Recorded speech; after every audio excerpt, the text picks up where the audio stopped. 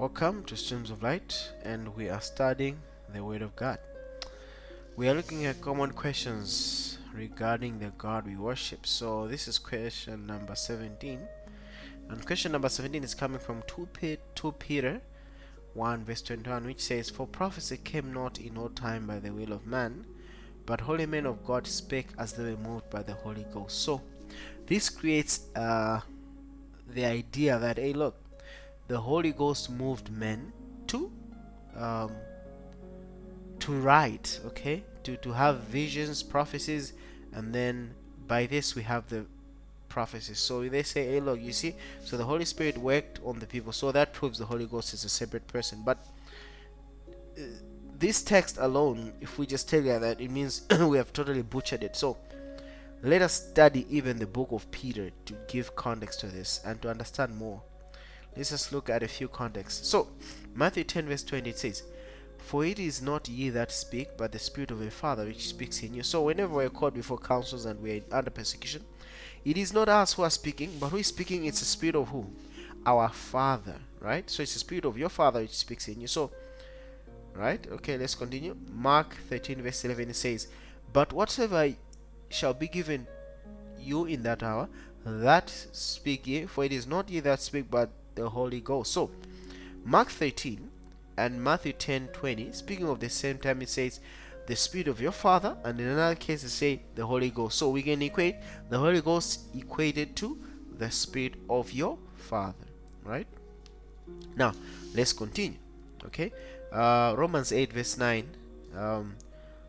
I'll read verse 9. It says, "But ye are not in the flesh, but in the Spirit, if so be that the Spirit of God dwell in you. Now if any man have not the Spirit of Christ, he is none of his." So notice, they have spoken about the Spirit of God dwell in you, and then they have said, if any man have not the Spirit of Christ, is none of his. Meaning to say, they're equating the Spirit of God and the Spirit of his Son. Okay, so we have seen that the Spirit of God is equated with the Holy Ghost, and now the Spirit of God is equated with the Spirit of Christ. Okay, so I find that when let's just continue. Verse 10, Romans 8:10 says, "If Christ be in you, the body is dead because of sin, but the Spirit is life because of righteousness." Okay, so what does this mean? Christ in you.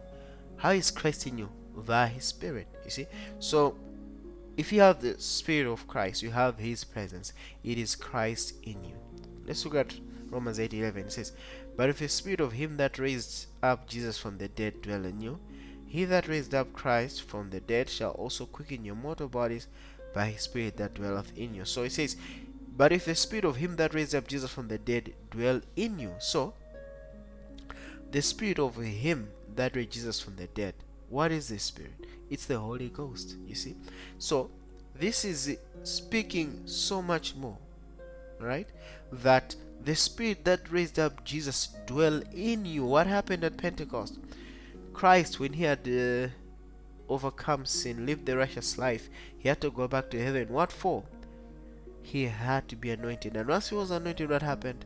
That Spirit by which he was anointed could be shed forth to us. So what it means is, if the Spirit of him, the Spirit of God, which he anointed with Christ, is also in us, guess what happens?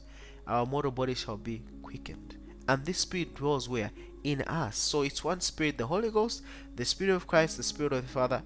It's one and the same Spirit. Right? So let's look at this.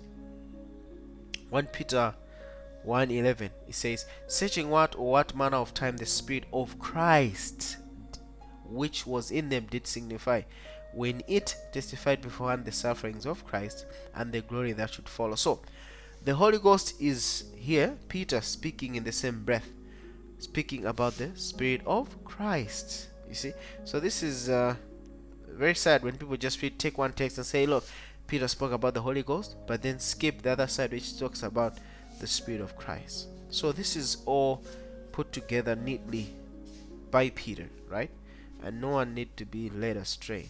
Now, one thing we saw was that Christ, before coming to this earth, was the begotten Son of God, born in eternity, right? And the Spirit of God was also on him, right? He shared the same Spirit, one divine Spirit. So where the presence of God was, Christ's presence was there also, right? So we find that Christ was omnipresent by the same Spirit, but when he came a man, what happened? He was no longer omnipresent. He was cumbered away down by humanity, and because of this, when he lived that life, he had to go back and be anointed so that he could shed forth this life. He said, "Look, Father," that's John 17, verse 5. He said, "Father, glorify me with the glory I had with thee before the world was." Remember? So we find that the Spirit of Christ, even in the Old Testament, before Christ had come to live this righteous life, the Holy Spirit, of this, which was the Spirit of God and His Son, was moving in the believers, and Christ was able to meet with these prophets and to signify things, right?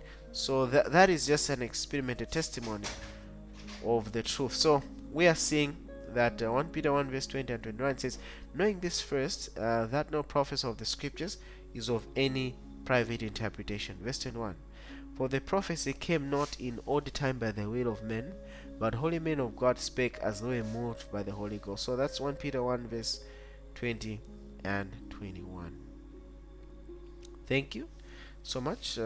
May you subscribe, may you like the video, so that YouTube can actually recommend our video to other viewers on the YouTube platform who are searching for similar content online. Thank you so much. May God bless you and may He guide you. Amen.